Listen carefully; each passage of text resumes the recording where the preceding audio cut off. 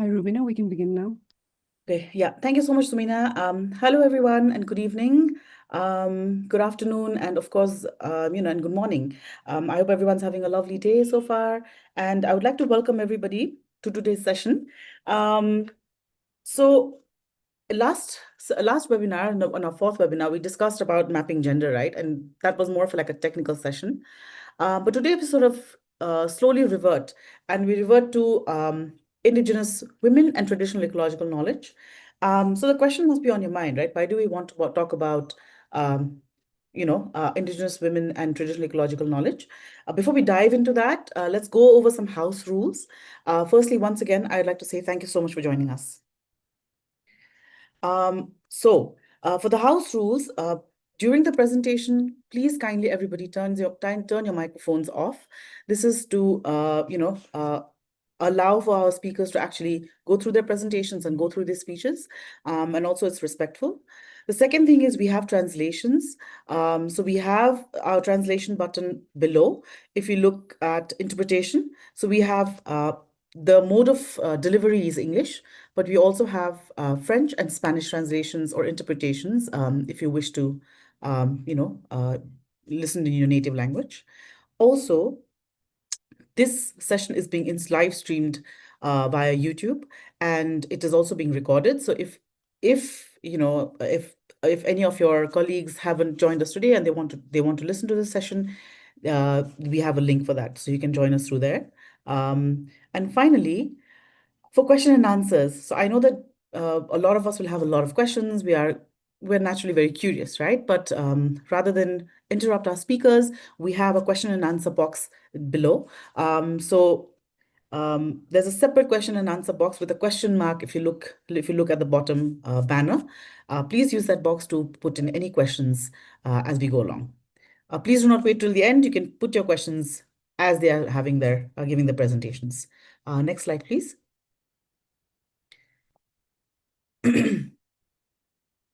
Now, before we dive into today's topic, we want to talk about the initiative, right? So what is the Restore Her Rights initiative?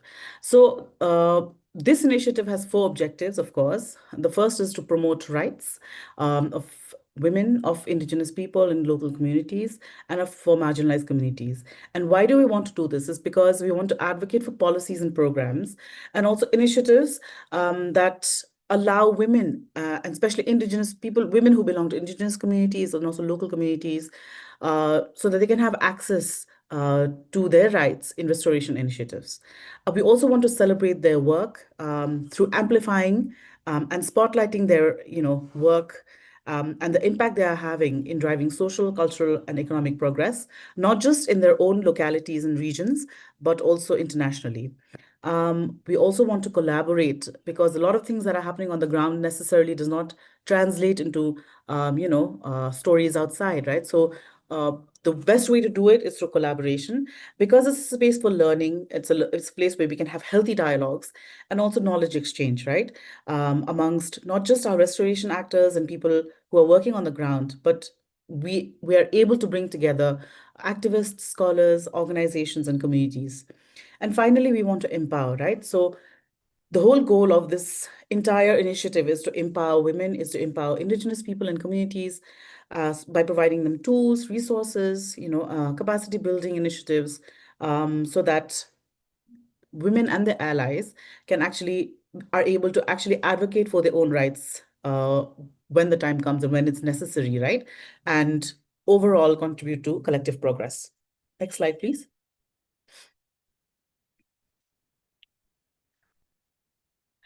So there are four core components to the initiative. The first is advocacy hub. So, like I said earlier, right, we want to amplify and we want to basically advocate for equitable and equal policies. So how do we do this? We do this through campaigns and partnerships with communities, with researchers, with policymakers, and we use this space to bring their voices forward, right? And we also do this through storytelling. So at Women for Biodiversity, what we focus on, at least through this initiative, is we we basically amplify the voices through storytelling, through digital and visual methods, and it hopefully it is a source of inspiration to everybody else. It's also knowledge, it's also a community exchange platform because there's a lot of discussion, there's a lot of cross-cultural exchange. Our work has been able to foster that in some of our, previous work. And if you're interested, you can always look into our website as well. And finally, our major goal is to be able to establish a learning resource center where we can continue, conducting workshops and webinars such as this one, and also, and training, prepare and develop articles and research, so that if anybody's interested, they can always come here for come here and then search for this, and hopefully this becomes a hub, right? So you can share it, you can not just access it yourself, but also share it with others. Next slide, please. So yeah, so as I was saying, today's topic is Indigenous women and traditional ecological knowledge. And I would like to clarify that I don't want to just limit it to traditional ecological knowledge, but also traditional knowledge as a whole. And so to discuss this, to talk about this, we have three wonderful speakers. Our first speaker is Rhoda Rotino. She is the Executive Director of Pastoral Communities Empowerment Program, PASEP, at Kenya. Our second speaker is 𝗙ihe𝗶𝗹, who is a senior researcher and senior program officer at Foundation for Ecological Security, FES, in India. She's based in Maharashtra, Mumbai, India. And then finally, we have 𝗀cie𝗰𝗶𝗹, who is a dedicated Indigenous activist. She's an expert. She has a decade of experience, and she's a freelance consultant at the moment, and she's based in Nepal. So I think without further ado, we can move on to our first speaker. Is that okay, Sumina? Give me a thumbs up if that's okay. Perfect. So yeah, so before I give the floor to Rhoda, let me quickly, give you a little bit of background about Rhoda as well. And before I do that, let me also give you a small, short background on today's topic. So, but why do we, like I said, right, why do we want to talk about Indigenous women and traditional ecological knowledge? This is to honor two things that happened last month and earlier this month. Is we celebrated World Indigenous Peoples Day on August 9th, and also we celebrated the International Day of Indigenous Women on September 5. So this session particularly will celebrate Indigenous women's leadership in restoration, and it hopes to highlight their traditional knowledge, their traditional ecological knowledge, TEK, land stewardship, resilience, and hopefully we are able to amplify and emphasize the need for inclusive policies and practices that respect and uphold their rights. And it's also important to sort of tie this to the coming Montreal Global, um, uh, you know, uh, Global Biodiversity Framework, in which there's a target 22, which specifically talks about Indigenous people and their rights. So if you want to learn more, of course, it's available online. So let me just give you a brief background on Rhoda. She's our founder and executive director at Pastoral Communities Empowerment Program, PASEP. She is a seasoned social development and public policy specialist with 30 years of experience. Rubina? Yeah. Very sorry to interrupt. Sorry, there's been a mistake on our part. Rhoda is not, she's not here right now. So maybe we could move on to 𝗙𝗶𝗹. Okay, Apurva, is that okay with you? Give me a thumbs up if that's okay. Yeah, sure, we can go ahead. So sorry about that, everyone. Let me just quickly introduce Apurva then. Let me revert. So moving on, our first speaker now will be 𝗙ihe𝗶𝗹. She's a senior project manager at Foundation for Ecological Security, an Indian NGO focused on ecological restoration and conservation of land and water resources through community-led governance of shared natural resources. She works on strengthening ecological systems, sustainable land governance, and building resilience for communities that depend on natural resources. Today her presentation or her discussion will focus around her own research, the findings from her research, and how it has impacted or helped Indigenous women and the communities. So Apurva, on to you. Thank you. Thank you, Rubina, and thank you, the team, so much for giving me this opportunity. Am I audible? Is my voice clear? Your voice is clear. It would be really wonderful if we could, yeah, your video is clear as well. Thank you. Yeah. So, could you just share my slides and till then I'll just give a brief about what my study was and the background where we anchored the study in.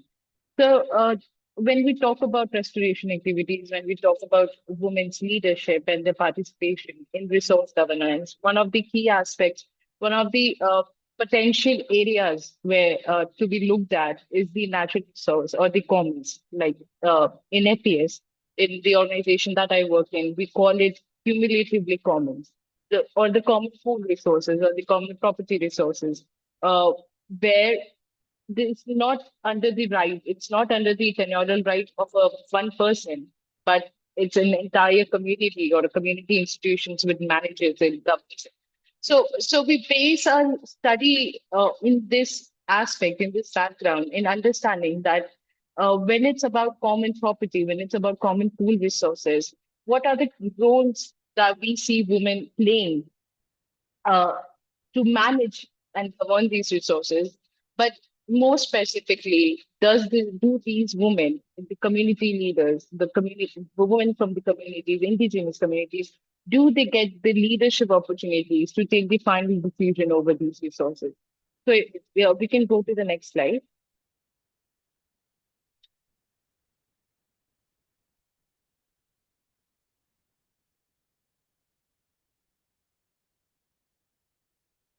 Yeah. So just like I said, by the definition, the common pool resources are managed by community and collective for shared benefits.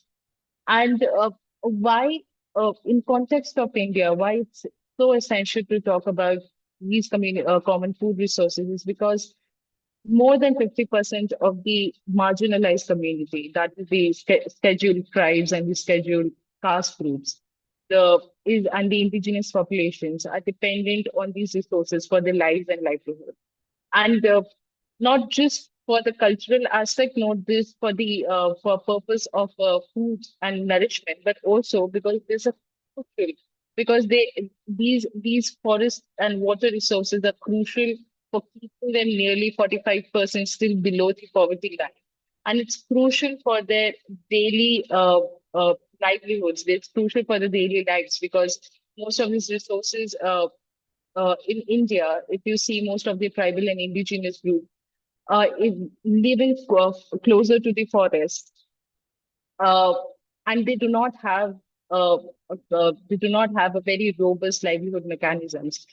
Uh, but these forest products, they sell the forest produce, they consume the forest produce, and that helps them in live in their livelihood. That helps them in their nutrition qualities. Next slide. So governance, when we talk about essentially about the governance over the forest, like I was saying, the raw resources are the key aspect for the tribal communities, for the indigenous communities, for the livelihood, because the 40 to 60% of annual income for a tribal community or a tribal family is derived from this forest produce. Uh, but when we talk about it, when we talk about these resources and these use of these resources to generate livelihood, use of these resources for sustaining lives and livelihoods, what essentially we are talking about is the connectedness of women with their resources around them. Because if, for example, if these in India we call the food or the fodder that we collect from the forest, it's called minor forest produce. Like that's the legal term that's used in India. So you can sell most of this forest produce. You can say sell bamboo. You can say tendu leaf. Tendu leaf is a huge market in India, and most of these produces are collected by women themselves. Most of the fuel woods are bought by women themselves. Most of these medicinal plants are collected by women themselves. So women, and when you go to these communities and you talk to women, and if you do a time trend analysis, if you do a day chart of the work they like the entire 24 hours, there'll definitely be like 1 hour, 2 hours where they say that, we go to forest to collect fuel woods or to collect medicinal plants. So they are in close proximity with the resources. There's in close connectedness with the resources. And over the year, there have been many rights. There have been many acts and laws that has been coming through the government initiative. So you'll have the Panchayati Raj Act in India. Panchayati Raj Act is just formation of local governance body at the village level. You'll have the Forest Rights Act. The Forest Rights Act gave the tenurial rights over these forests to the indigenous communities. So, but the key aspect of these acts is not just getting tenurial rights, but getting the management rights. And though the act talks about management rights, and in that rights also it talks about representation of women, but still we find that there is a considerable gap between women's leadership in commons. Though women are forefront in restoring these resources, the forefront in managing these resources, like actually working for it. But they take a step back, or they haven't got that platform, or haven't gotten that opportunity to come up to leadership. Next slide.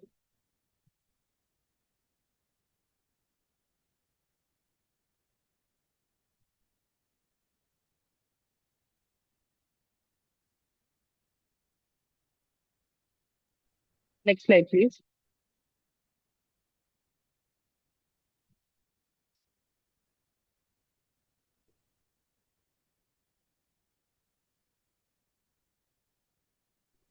Hi, Apurva. Sorry, I'm just coming in Yes. in the middle. Our interpreters are saying that your audio is a bit unclear. Would it be Okay. possible to join a mic or maybe speak closer to the laptop, to the mic? Yeah, I'll do that. I'll do that. Just give me 1 minute.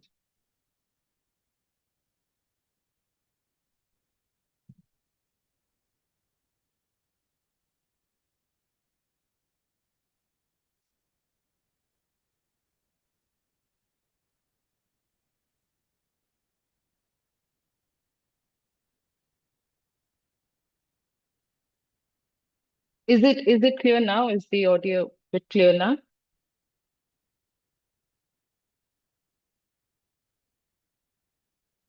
Yes, the interpreters say yes. Yeah. So no, so just going back to where I was in this slide, is that it is crucial for us to discuss what kind of leadership quality do women have over the resources that they are so connected to.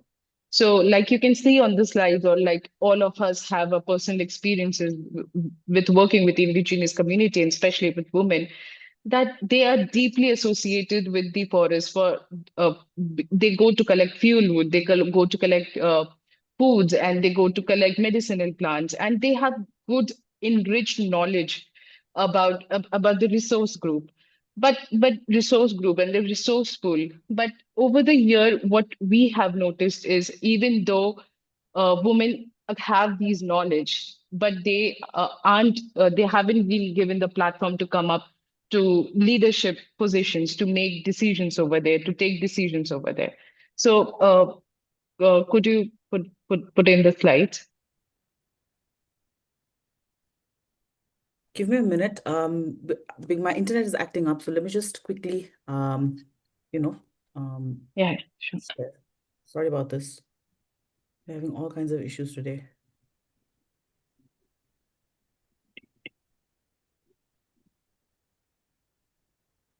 Almost 43 years, they acknowledge.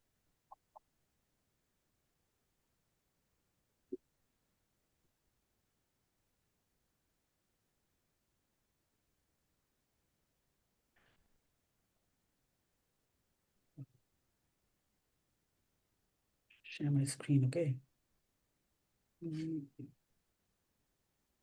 Rubina, your mic is on. Just let me. Yeah, I know. Can you see my screen, Apurva? Yeah, I can see your screen. Okay, wonderful. Yeah, I can see the slides. If you Okay. can Yeah. put it in a full screen. Oh, it's not in full screen. Hold on. No.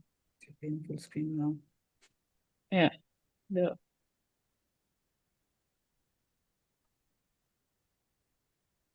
How about now? Yeah. Thank you. Thank you so much. Sorry about So, that, yeah. So, we did this women leadership and collective action study in Rubina, if this slide moved. Oh, sorry.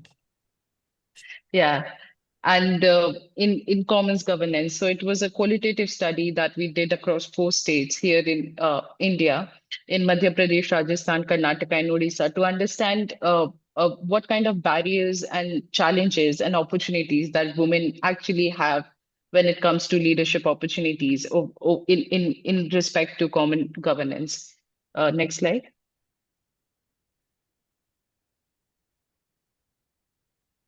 So one of the key things I want to focus is the role of women in management of the resources that came from this study itself.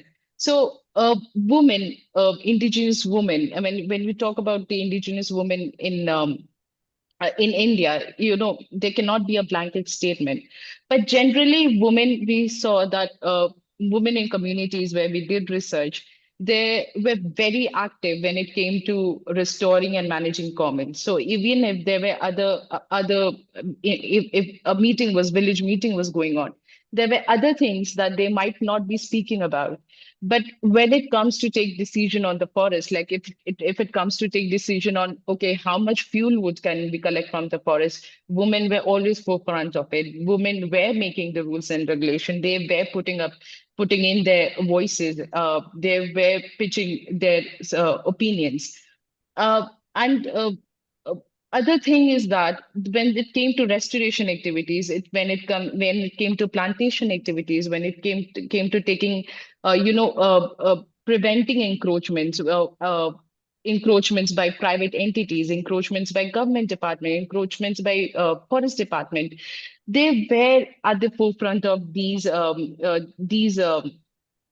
agitations, not necessarily agitations, but they were at the forefront of stopping all this or preventing all this. And one of the key what was when we spoke with many of these leaders, and we asked that why did you come up to leadership and why do you feel it's so important to talk about these things. And they said that commons is their resources. It's like their lives and livelihood depend on it. Like the entire lives functions about on these resources. And that what motivated them, that what mobilized them when they saw the encroachments happening or when they saw the establishing of rules and regulation. They thought that we need to speak about it, and there cannot be two ways about that. We cannot speak in these issues. So commons is a motivating factors, and it is crucial for this indigenous population that, and especially for women group. Second, next slide. So one where we can clearly see the efforts taken by women in restoration.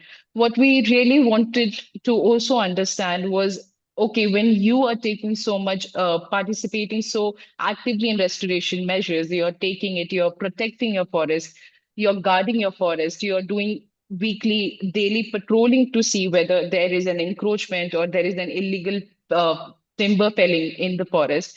But then what kind of opportunities are you getting to be a part in the leaders, to be the leaders and to make the end decisions? And we saw that though the spaces have been made, though there have been rules and regulation, acts and legislature that mandates that these community institutions should have adequate, not adequate, but 50% and 1/3 or 50% representation of women, but the cultural norms and practices haven't changed enough. So even though you might have a village institutions, you might have a committee where women representation is there, but there might be chances of those voices not being heard, or you might have chances where the women are sitting there, they're just sitting there, but their opinions are not taken. And there are other women in the community who find it difficult to pitch their suggestions or pitch their opinions. So these kinds of structural patriarchal norms and attitudes still is a huge hurdle for women to come up to governance. And though the act mandates it, but we all know that mandating act necessarily does not mean bringing key changes in the society. Next slide. So when we saw this, and this is a kind of a Venn diagram where the lowest, we come from the lowest to the highest, and the lowest is where women leader were not getting chances, like they actually did not have opportunities for representation, and they faced consequences for their suggestions. So consequences, like we're talking about, they're being oppressed, they're being marginalized, the other economic, they're not being able to take part in other economic resources that are available in the village and in the community. And the highest, where the men, the so-called men in the communities themselves felt that no, we need to speak about women rights, where the women were very vocal and men actively supported it. So one of the example I can give for the highest is in Odisha. There's this there's where we did the research in a village. There were this we were doing FGDs, and we were talking with men that what they think about women's leadership, and they were very clear, the like that we understand that women take care of resources much more than what we do, and it is very important for them to give that space. So if we do not give them that space, that's like an injustice to them. So that is the kind of lowest to the highest ranking we are talking about. So where we can see that there are small changes happening here and there, but there's a huge number of changes that needs to happen in the other areas also. Next slide. So when we talk about enabling factors, so one of our objectives was to understand that what are the factors that if a woman considers is helpful for them to take up the leadership responsibilities. Because what we also need to understand that it is not just about the positions, it's also about whether they feel that their environment, or they feel that there is enabling conditions for them to you know, do the leadership roles. The activities they need to do, and whether they think that they are adequately enabled enough to do that. And by enabling factor, I mean, and that enabling factors different. That enabling factors is from the household level, from the micro to the macro, inside to the outside. It's in the household level. It's within the community members. It's with the society. At the household level, uh, they felt that because in a patriarchal society, in a setup of a patriarchal society, their reproductive role is where they find themselves burdened by the reproductive and caregiving activities, taking care of the family, cooking food, taking care of looking after the children, the in-laws. So they feel that when they have an assistance or a help within the family, especially when it comes from husbands or when it comes from the in-laws, they feel that they have much more space and time and energy to look after the leadership activities. And when they, in communities, when they go out in communities and when they do give opinion, and where they see that there's respect for women's initiative. Rubina, the slide. Yeah, respect for women's initiative, and there are positive norms, like reinforcing norms, like the example that I gave about Odisha, where people recognizes that okay, it's your right to speak, and you should be speaking. These kind of enabling factors help women to come up because they feel that okay, there's a self-confidence, there's increase in self-confidence, there is increase in self-efficacy, there is space to do the work, there is acceptance for it. So these are the enabling factors that we found out in a study. Second, next slide.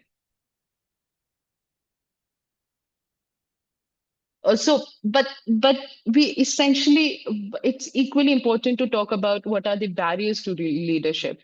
So, and gender division of labor and unpaid care work. So like the caring responsibility, the household responsibility in a patriarchal society like in India, uh, we still find that women are the first and the only bearers of the household roles.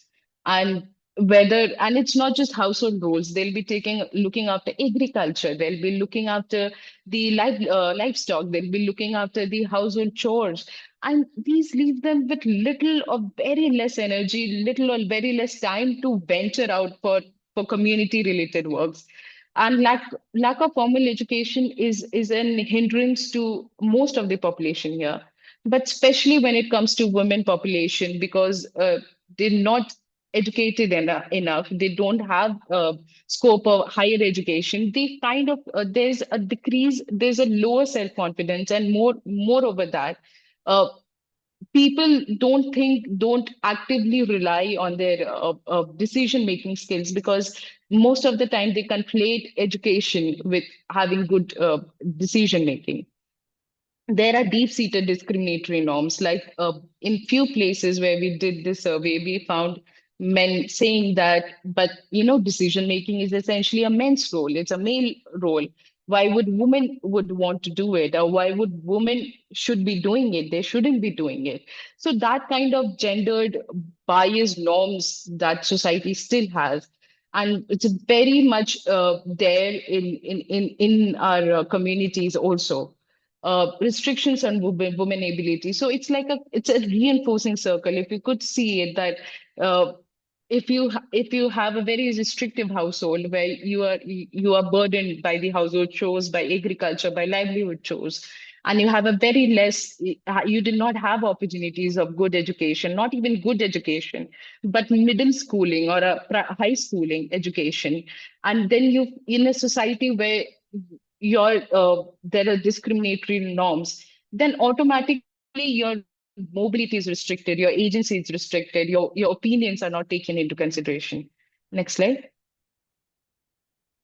So, but on the offset, we have also seen few women where in the study itself, where women have done absolutely amazing thing in breaking these norms.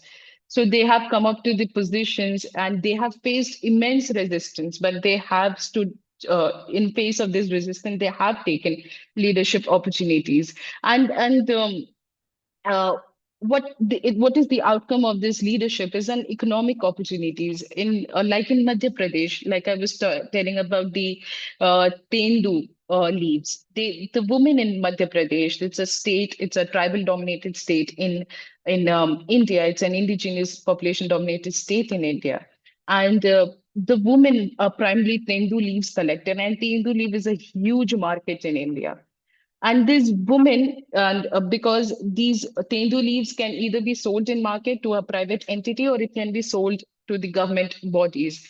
And these women used to have tendu leaf cards, but essentially the cards for that they used to use for the trading, the it was not issued in the name of the woman, but it was issued in the name of their husbands, or in case they are single, in the name of their father. So these women, they collectively agitated. They say that if we are the one collecting this and we are selling it, why the card holds any other person's name? It should hold my name, and the money should be deposited into my account. And that is the change they did. They got the cards issued in their names, and the money are coming in their account. Environmental outcome. Most of these women have worked so hard for restoration activities. They have worked hard in the pit digging, like the picture here shows. It's like an accurate depiction. Plantation activities. They have agitated against felling of trees. So when they saw that the trees were getting felled, and their indigenous trees, like sagwan is an indigenous variety of tree here, and it's a very useful, very necessary tree for cultural practices also, and for also livelihood practices. And they saw that the forest department was going to cut down these trees, and they're gonna plant some other varieties of trees. And the women agitated. They said that that cannot be done because you're essentially destroying the biodiversity, because you're not just taking away the tree, you're taking away the grass, the other animals that were dependent on it. And we won't let that happen. And they did not let that happen. And also, the third most important point is that when we see women leaders coming up, when we see these strong women leaders voicing their opinion, they give more and more opportunities for more leaders to come up, especially young leaders to come up, because there were leaders in the in the interview we spoke with, they said that I understand it's necessary for women to speak up. So, and women many times, like I was referring to in, because they don't have time, they don't come to meetings. So what I do is I have decided that we'll all go to this forest at the same time. So that time that we travel to forest and we collect resources together, I use that time to talk about all these issues with them. So that is why, and women are very, I'm not saying that men are not, but what we found out that women are very particular about women turning up for meetings, women voicing their opinions. So it is, these are the few outcomes that we see, like at a personal level, at an environmental level, and at the economic level of women's leadership. So that is where I want to end my presentation.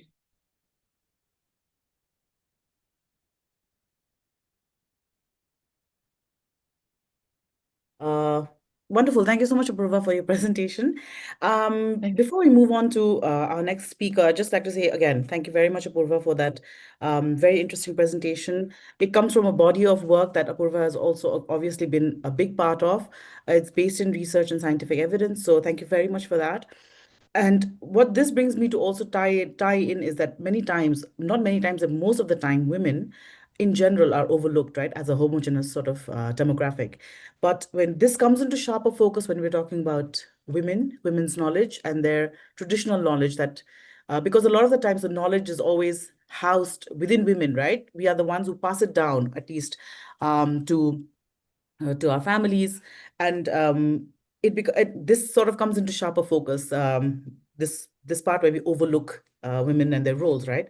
So to talk about that and to talk about more on, I think, the work that Indigenous women are doing in their communities, I'd like to invite Rhoda Rutino, who is the director and founder of 𝗀𝗃𝗹𝗶 in Kenya. She is a seasoned social development and public policy specialist with 30 years of experience, and she's worked with Indigenous communities, women's rights, and climate resilience. She leads initiatives that strengthen women's networks, revive Indigenous languages and food systems, and she wholeheartedly supports biodiversity and promotes biodiversity restoration. A key milestone in her work is the development of the Pokot traditional seasonal calendar, a tool that preserves ancestral knowledge and guides sustainable land and resource management. So she'll talk about this more in her presentation, and I'd like to give this floor to Rhoda. Thank you so much.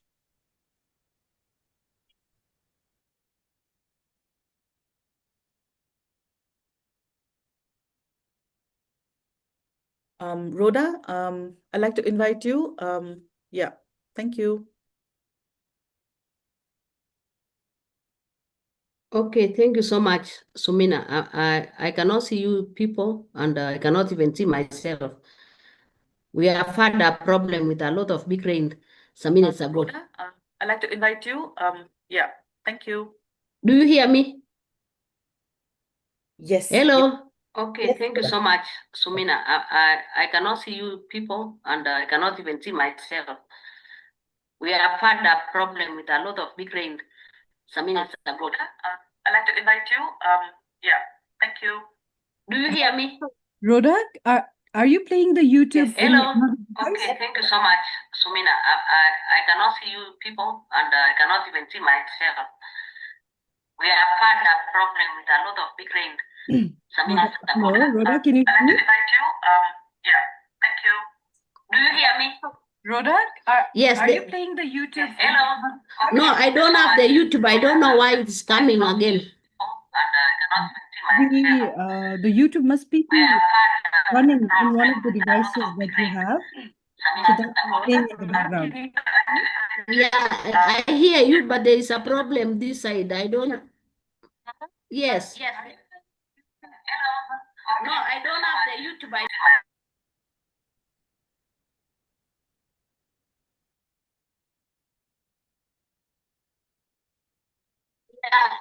hear you, but there is a problem this side. I don't. Yes.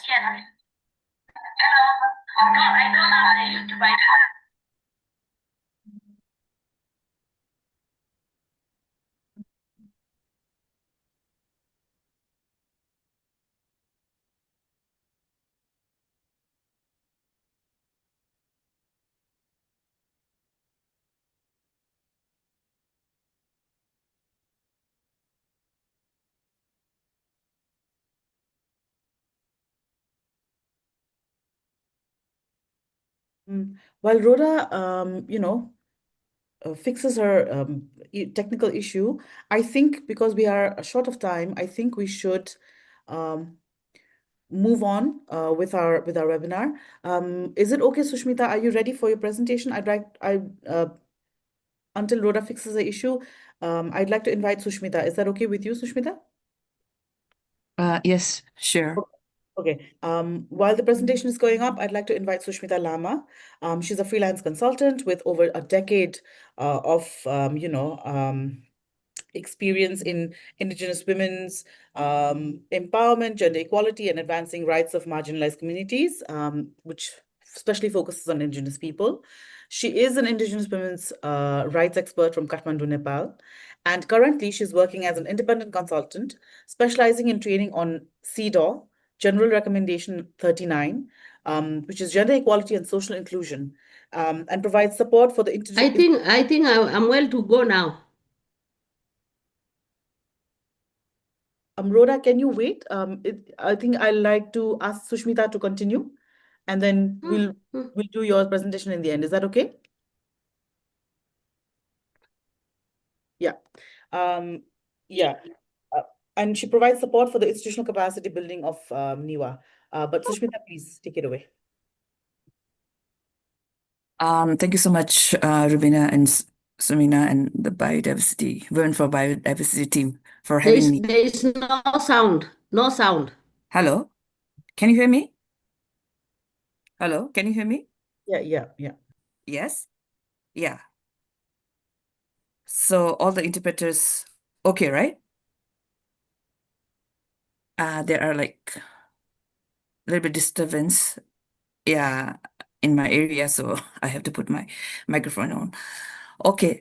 Yes, thank you so much for having me, and also thank you so much, Women for Biodiversity team, for dedicating this webinar for Indigenous women, and then also acknowledging their traditional knowledge and leadership in restoration. Thank you so much for bringing that up.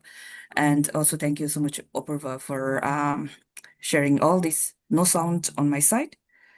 I think Rhoda has some problem with the sound.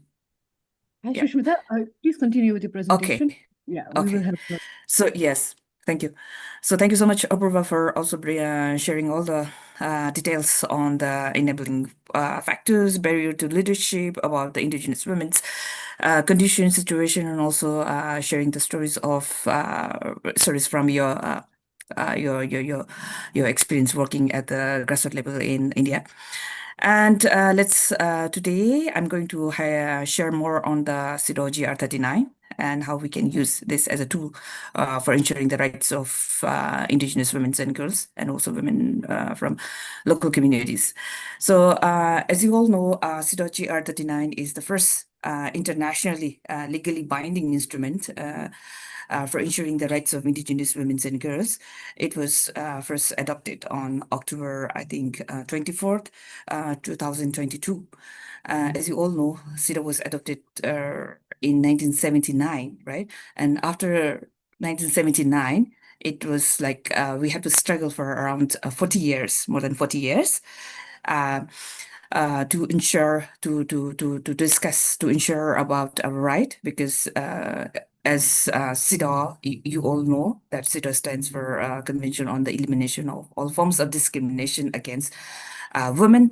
So means like 𝗙cie𝗹 put every woman in the same basket, right? It's a homogeneous community, but then Indigenous women, because of their different cultural identity, the different customary laws, the unique challenges the Indigenous women activists and organizations have been struggling, have been advocating for having a different instrument to ensure their rights. And for the first time in 2022, we were able to ensure that.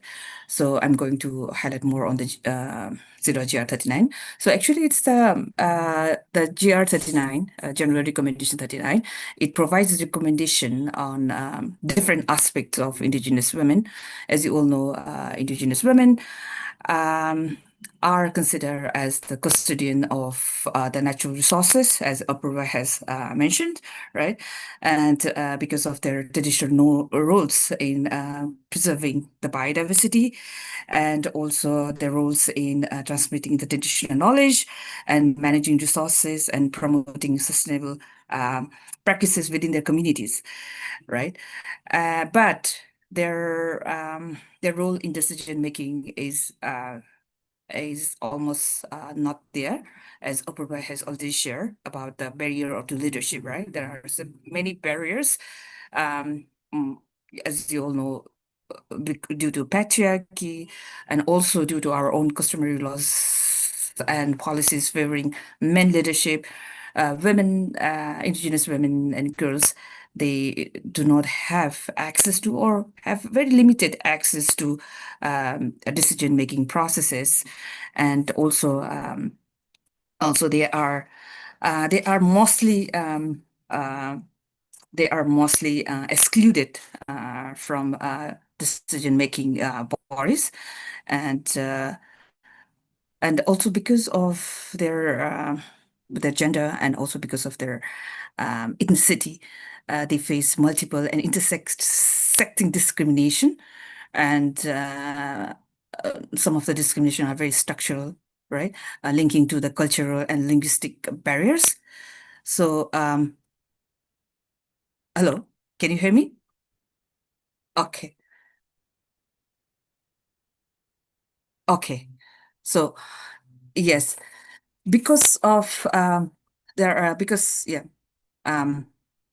because of lots of structural differences, discrimination, that Indigenous women and girls, they are at the high risk of impacts of climate change and disasters.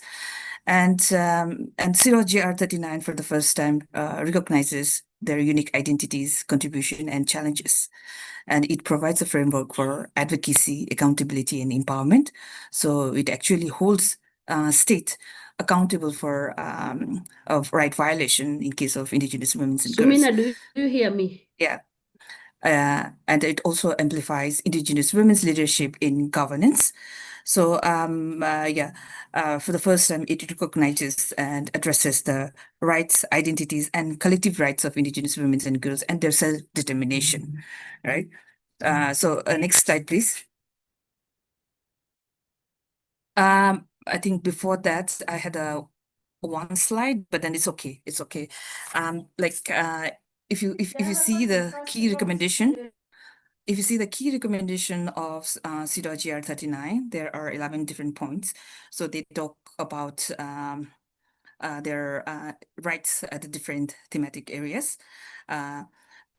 First is the access to justice and legal system. Indigenous women and girls, they do not have access to justice because the national policies, they discriminate mostly Indigenous women and girls, right?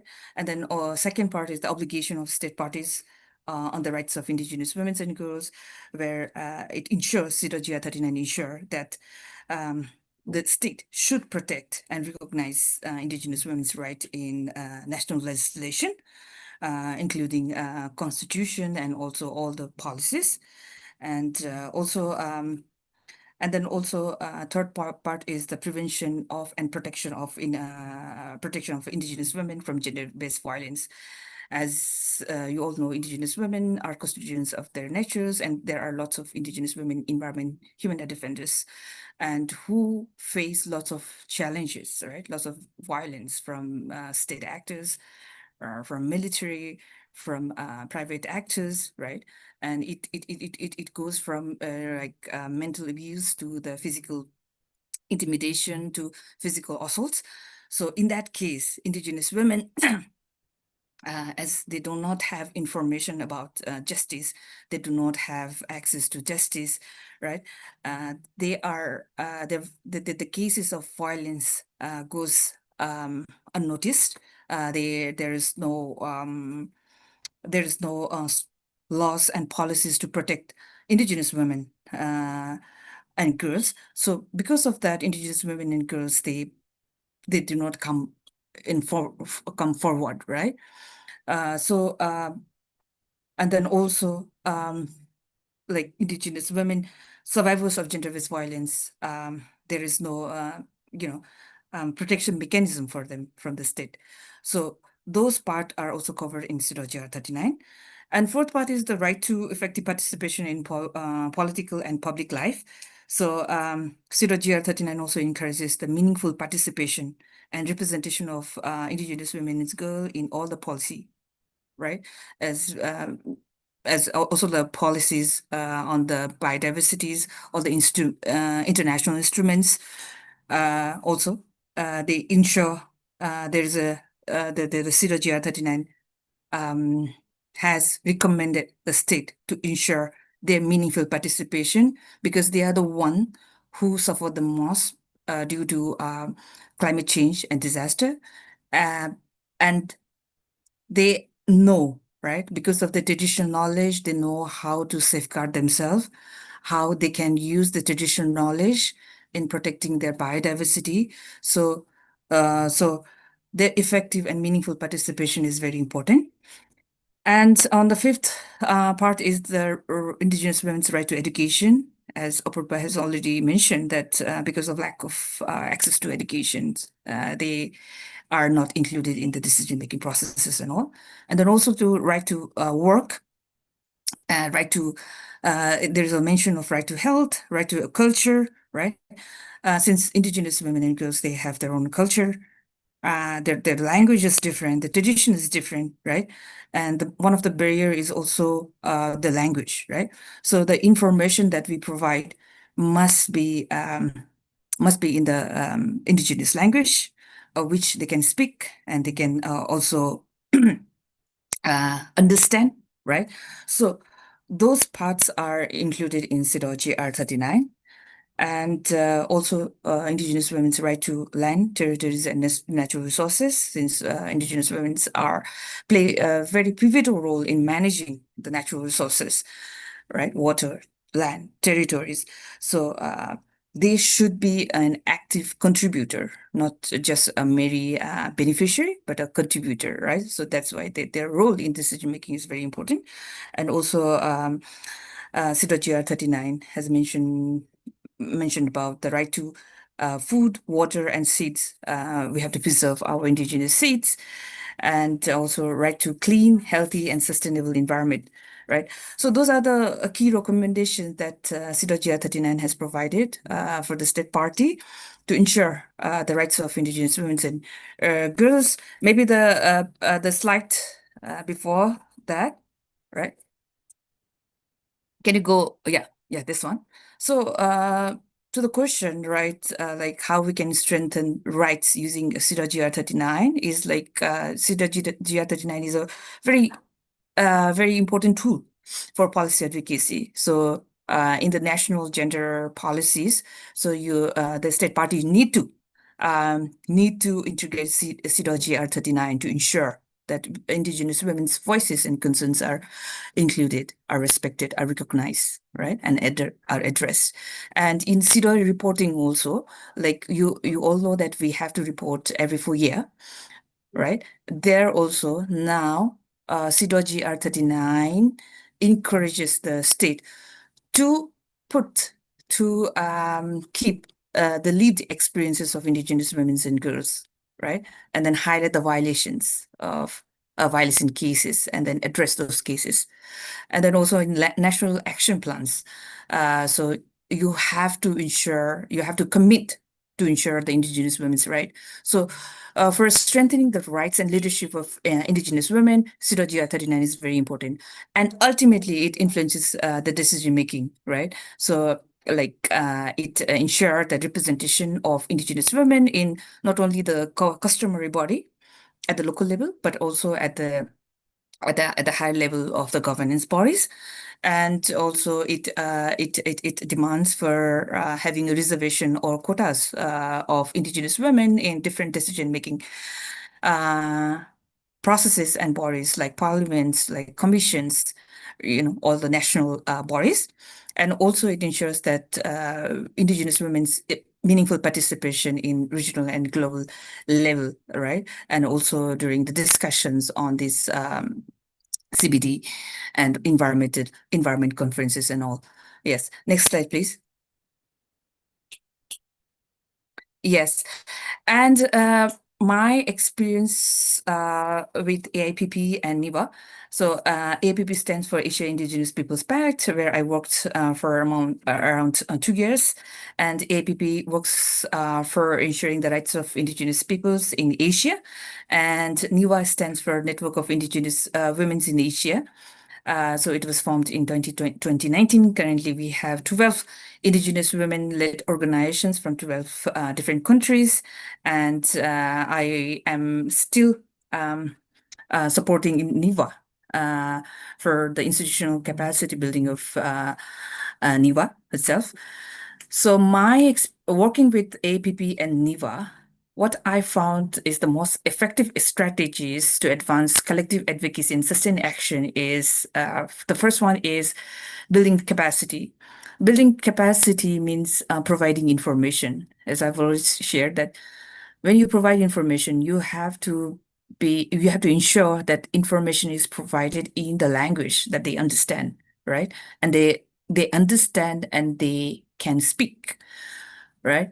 So that because in Asia, like indigenous community and the local community itself is very diverse, right? Everywhere in the world, but in Asia, it's very, very diverse. If you talk about Nepal, we have now our government has recognized 60 indigenous peoples community in Nepal. That means like we have 60 different languages, right? But then it's more than that. So that means like so those things we have to consider. It's a challenging. It's very challenging, but I think we can work on that part if we have deeper commitment, right? And then providing information, right? Information should be accessible to them, very culturally sensitive, right? And then by having that information, we can build their capacity, right? Like organizing regional trainings, also these kind of webinars, also regional convenings. In the APP, we used to have different conferences and thematic gatherings on like environment or human rights, right? Where we prepare our participants from different countries on like how they can engage meaningfully in COP, right? How they can meaningfully contribute in CBD, right? So so we engage indigenous women and girls in their from the level of agenda setting to the decision making, right? So that is very, very effective strategy in for the collective advocacy, right? And second part is exchange program. Since we work with different countries, so when we do exchange program from one country to different other country, or one community to different community, they learn how indigenous women are involved in managing the resources, right? How they are involved in ecosystem restoration from one community to another community. They share, right? The practices, and they build the solidarity among themselves, right? And how they preserve their food, on food sovereignty, how they are preserving seeds. We also exchange seeds, right? So we want to bring this indigenous knowledge and indigenous, food, indigenous practices. We want to bring that in practice, right? So for that, exchange programs are very, very important and very effective. That's what I found. And the third part is alliance building at different levels, right? With state actors and non-state actors, right? From the national level to the regional to the global level.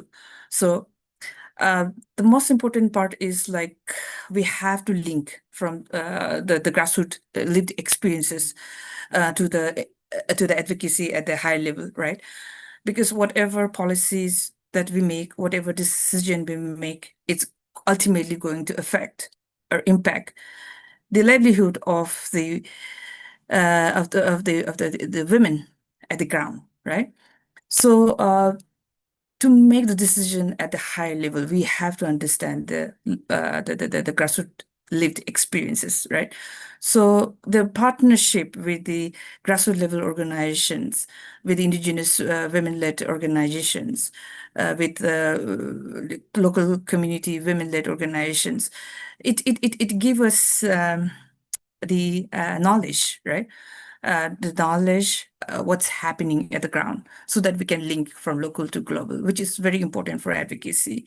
And also grounding in the indigenous knowledge and cultures. That's a very important, right?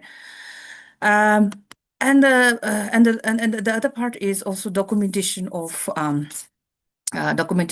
advocacy stories. Even this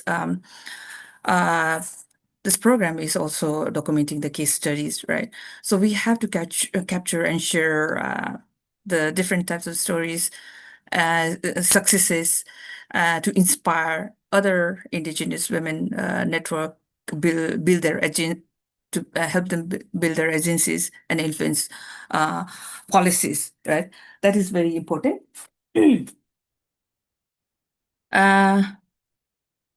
Yes. And then also research. Research is also very important, effective strategy to advance the collective advocacy. Next slide, please. Yeah. I prepared a very short presentation, sticking to the instruction of 10 minutes. So this is all about my presentation. This is a picture from 𝗀𝗏's meeting in Chiang Mai. I think this was early this year. So if you have any question, please let me know. And then if you want to know more about 𝗀ecie R39, I can also share you with the resources. And I'm very happy to have take some questions from you. Thank you so much. Thank you so much, Sushmita. That was a great presentation and quite really important, to be honest. So because we are short of time, I would like to invite Rhoda finally. And which brings me to something very important that you talked about, that is documentation, right? And I think documentation of case studies of stories. And I think Rhoda has something that we all want to hear of her own story, of her own sort of, cases back regarding the work that she does in Kenya, specifically in West Pokot. So Rhoda, I'd like to give the floor to you. So yeah, I think I've given a bit of introduction earlier, so I think I'll skip that for now. But yeah, thank you. Yeah. Oh, thank you so much, Rubina.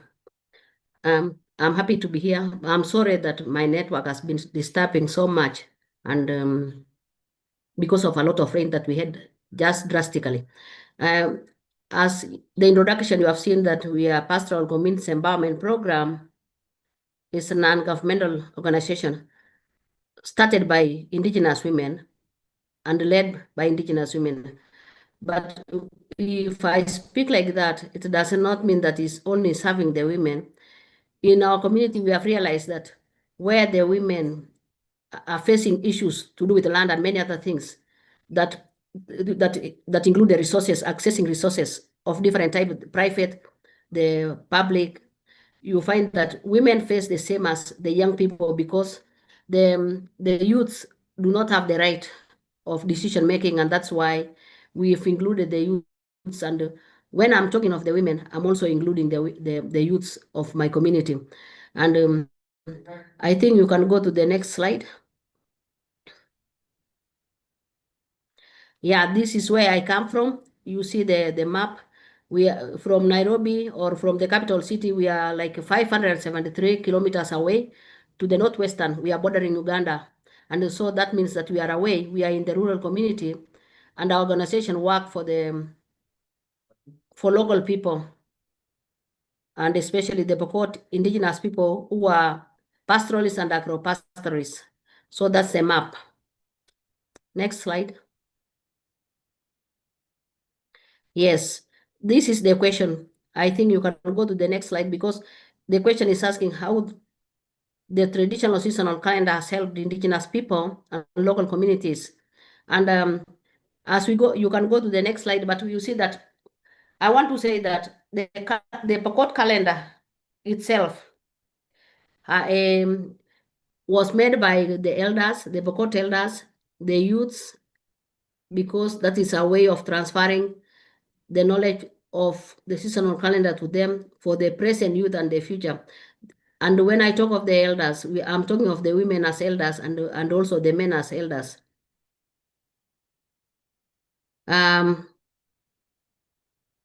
My slide is not showing. I can just speak. Rubina.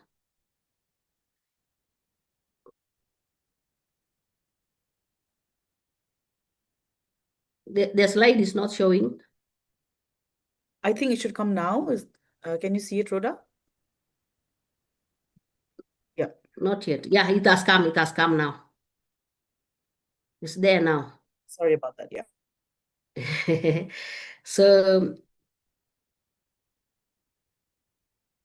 it has already brought up another problem. So what I can say now is that it is helping the communities, especially the women who are the custodians and practitioners. They are not only custodians, but they are also practitioners of the knowledge to be aware of what to do and when to do this. For example, the women have known that when it is flowering or when some certain birds are moving or animals. For example, in our community, when the birds are moving to the north, and then we know that there's no rain. But when the birds and the insects move in plenty to the south, we know that there will be a lot of rain this year. The people are ready to plant enough food, and we know that the harvest is going to be very high or very good. And when they move from north to south, then it's okay. But as I said, when it moves from south to north, then we have a problem. Also, women use the calendar to be able to restore or to make sure that it is time for planting the trees. It is time for planting the crops, and also it is time to move maybe animals to another area, or it is time to demarcate some of the areas for the benefit of the community. As the calendar also has given the women some decision making, because we see that the women are able now to realize that they can make decisions as they are the ones who are feeding the households. And for that reason, they use the calendar to help them know when to harvest, when to plant, and what to do. For instance, when the women collect the seeds, they know which type of seeds, because they look at the flowers and they look at the direction of the tree, because sometimes you find that the tree can have flowers on one side and then the flowers are not in the other side. So this means that the side where the non-flower is facing is where they will lack rain. So this time, the women advise the other on the upper side or the lower side where the flowering is not there, to make sure that they keep food for the next season, because there will be scarcity. So that's how they use the calendar. And this calendar that we came up with is actually, we made sure that it is tied to the ecosystem and even the universe, the celestial bodies, like the stars.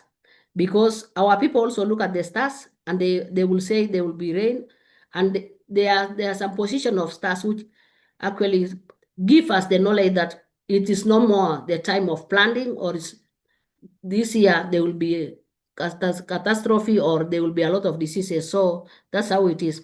You look at the women, they are the ones who are planting there, because I'm seeing the picture.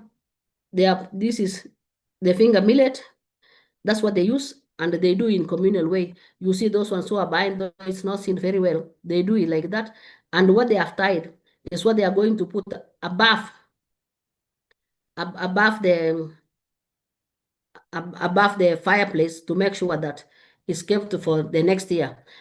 And this has helped the women to have crops or the seed crops for the next season, so that they are not relying mostly on the external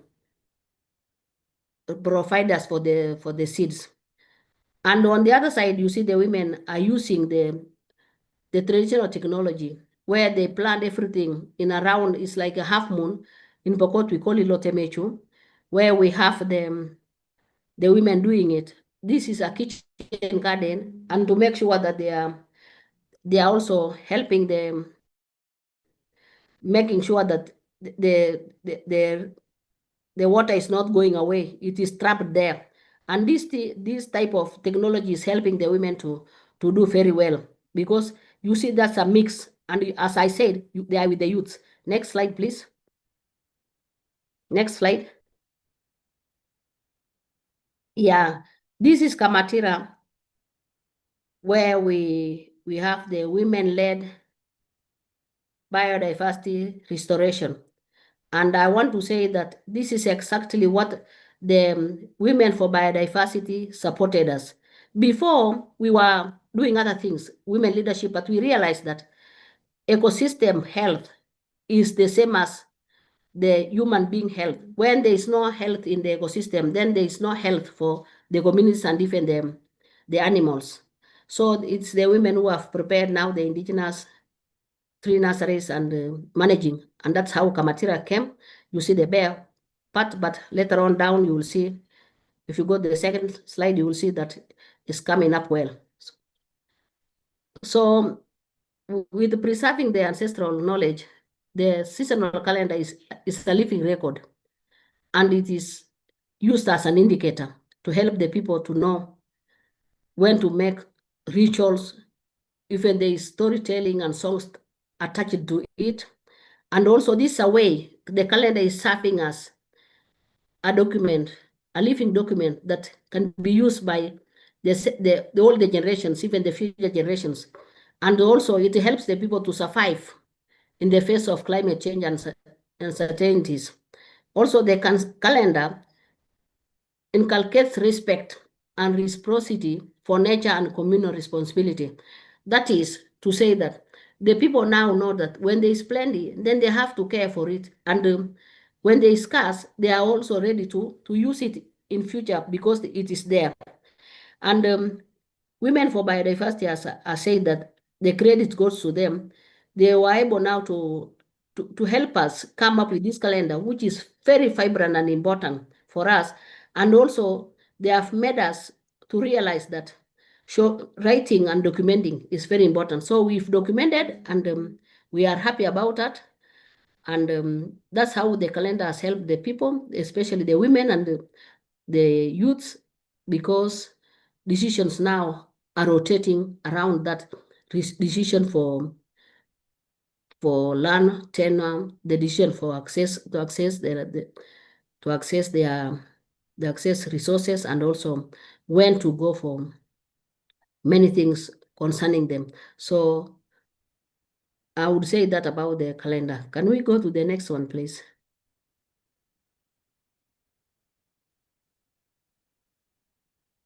Yes, on the left, 𝗀𝗃𝗃 before we intervene the Women for Biodiversity and 𝗺𝗃𝗃.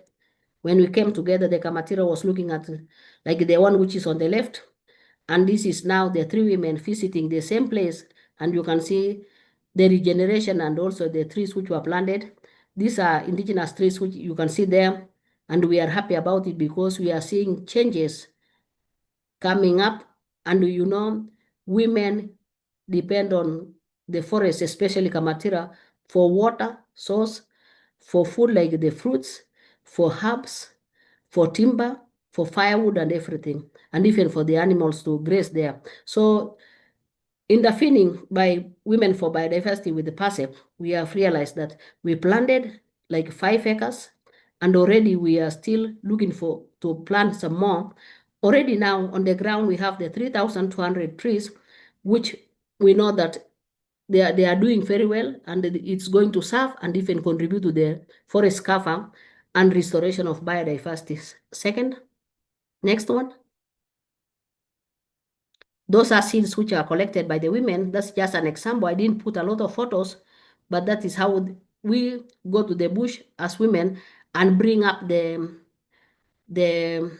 seeds, especially for trees which are disappearing, the important species, and even those ones which are disappearing and they are important for the community, either for food or medicinal. So that's just an example. Next one. Yes, and as I said before, the calendar is a tool which we use to make sure that there's sustainable land and resource management. So the indigenous people, as well as the local communities, using it or as a framework for managing rangelands, water points, grazing patterns, and farming cycles.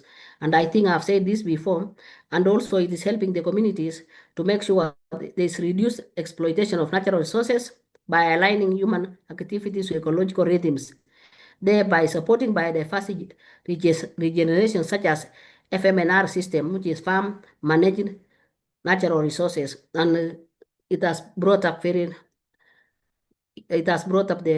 biodiversity restoration very well. Next one. That's my parting word. I don't know if I need to read because I was looking back where women who are carrying children could not go to buy an umbrella because there were 3 twigs or the branches which we could cut and use it as an umbrella to cover our children who are at our backs without being burned by sunlight. So that's, you can read it because it's in the PowerPoint. I know the time is not there. Yeah. Next one.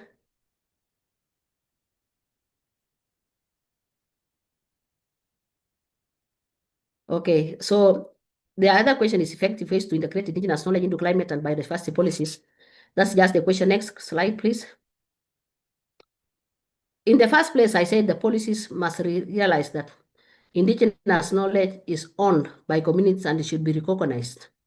And then supporting participatory research such as language documentation, seasonal calendars, and food systems, resource mapping, ensure the policies are grounded in lived realities and protect indigenous intellectual property. Next. Next slide, please. Yes, and then bringing knowledge system. That is when we talk of the bridging knowledge systems, I'm looking at it like there should be mechanisms that make sure that there is dialogue between the indigenous knowledge holders and the scientists. For instance, integrating traditional seasonal calendars with meteorological data enhances climate forecasting, indigenous food systems forecasting, and the indigenous food system can inform ecological transitions at the national and regional levels. Next.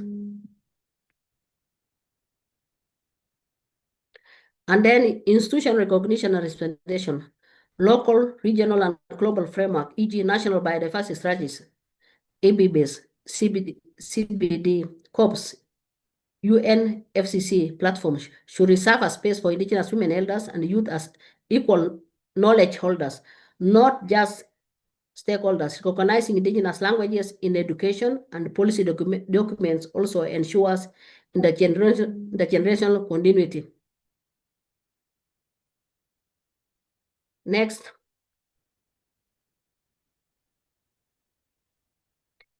And then on the issue of policy and global framework support, we see that UN Decade on ecosystem restoration stress inclusivity, women, marginalized communities are essential for success.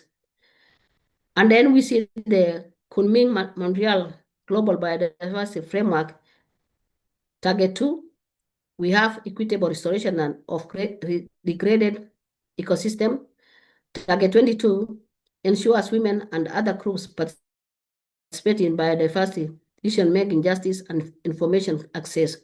Target 23 promotes more leadership in biodiversity governance. UN Convention to Combat Dissatisfaction, 𝗀𝗎𝗃D, recognizes women's role in sustainable land management and calls for gender-responsive policies. My comment on this is that they are there, but the enforcement and mechanisms on how the rural and especially the marginalized and indigenous people can access such policies, because these are policies which are very high for a local woman and a plain person to meet or to get or to access. So next slide.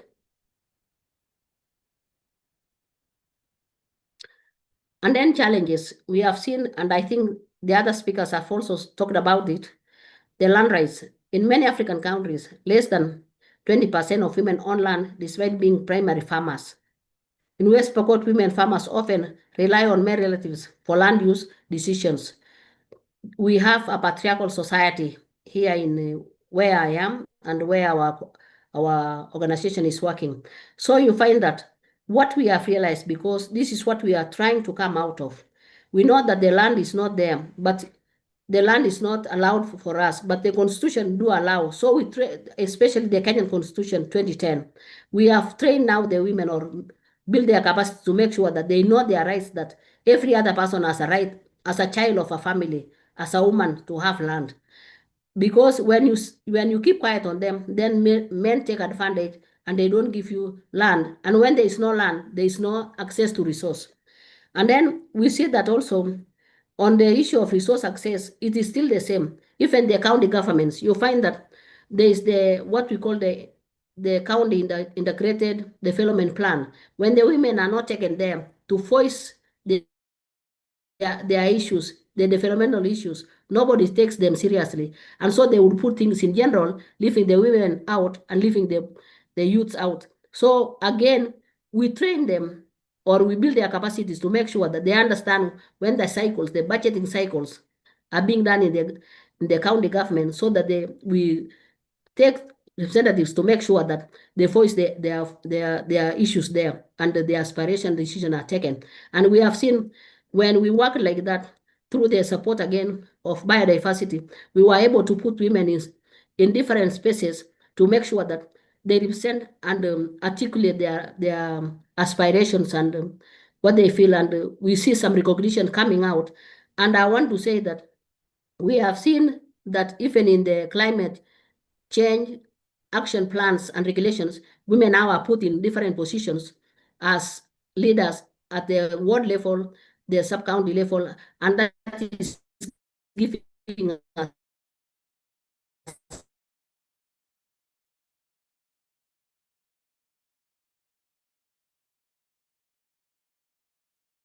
Hello, Rhoda? a voice, which I'm happy about, and I want to say that's a milestone also. And then on decision making, you find that women sometimes are not given decision making. But this one, I would want to say men not to be seen, because hello. Oh, sorry, we lost you My for internet. Yeah, that's okay. I can hear you. Yeah, we can hear you. Hello. My internet has misbehaved again. A lot of rain, which has just come. There's a lot of problem here. Sorry for that. I'm saying decision making. Did you hear up to the challenges? Hello? Yes, we did. Gone out again. Okay, so I was saying the decision making for women is a problem. Nobody would bother to know what a woman feels like saying or what they want to do in their developmental to transform their lives. So in decision making, again, we have made sure that women, pastoralists especially, and the indigenous and local people are represented in different levels of decision making by supporting them to go there and putting them in strategic place so that they are not shouted off. For example, put yourself that we are in a hall where there is a budgeting forum. We make sure that women are put in strategic place and in front so that nobody can pin them down from the other side. And when one says something, the other side, the other corner also says the same. So it becomes a unified and amplified force that cannot be taken off just like that or cannot be wished off. So as we continue, we see that these women, their problem especially is because of the patriarchal and the culture, which was making them to feel like they are not full human beings. They need to listen to men. And when men have said, then that is okay. But now, with the capacity building of the women, we've made them realize that they have the right, like anybody else, to make decisions and also to amplify their voices to make sure that there are no issues which are marginalizing them. Next slide. Next slide. Those are some solutions that I put up. The Community Land Trust Collective, where women groups are coming together. We have done this one. We have realized that when women are in a group, for example, the table banging, we call it silk. A man cannot come and take the money from the wife because he knows that the money belongs to the group. So there is that fear of fearing to be accused by a big group. So these women hide in the groups to make sure that they have money and income, and even they are empowered economically. But when they are working as individuals, it's a problem.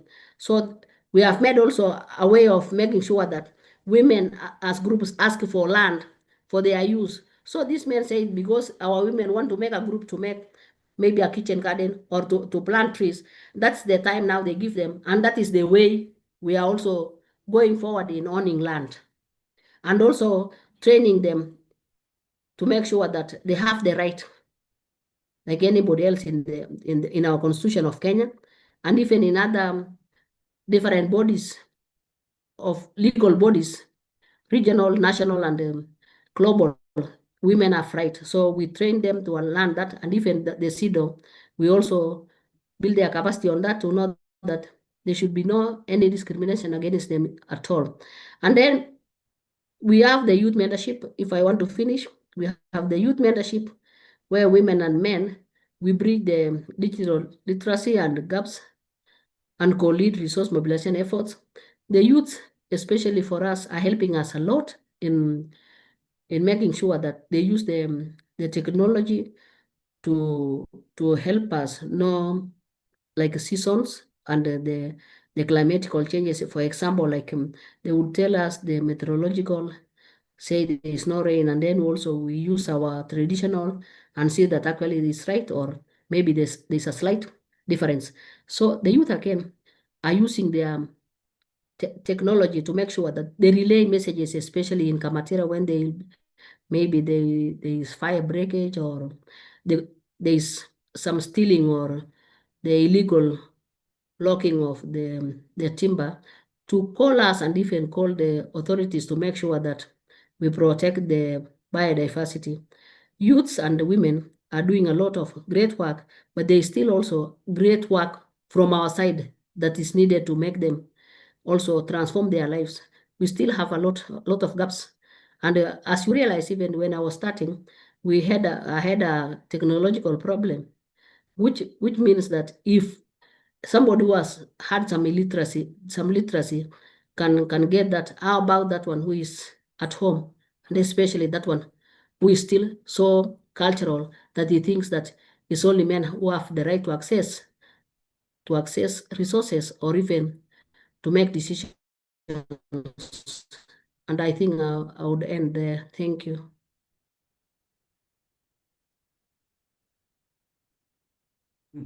Thank you so much, Rhoda, for that wonderful presentation and sort of tying this entire session together. I don't think so we have enough time. Sumina, do we have time at all to have questions? I don't think so, right? No, we don't have time for questions, unfortunately. Yeah. So we have to send the questions to the speakers, but we have to take one photo at least. Yeah, okay. So how about we all turn on our cameras, especially our speakers, and let's take a picture. And I'd like to apologize for the delay in, delay, not delay, but for not being able to actually have a discussion. But yeah, let's take a picture, everyone. May I request my panelists to turn on the cameras? Yeah, the cameras are on, Ravina. Yeah. Perfect. Okay, wonderful. If you, Shushmita and Apurva, can just smile, just thank you. Okay, now with everybody.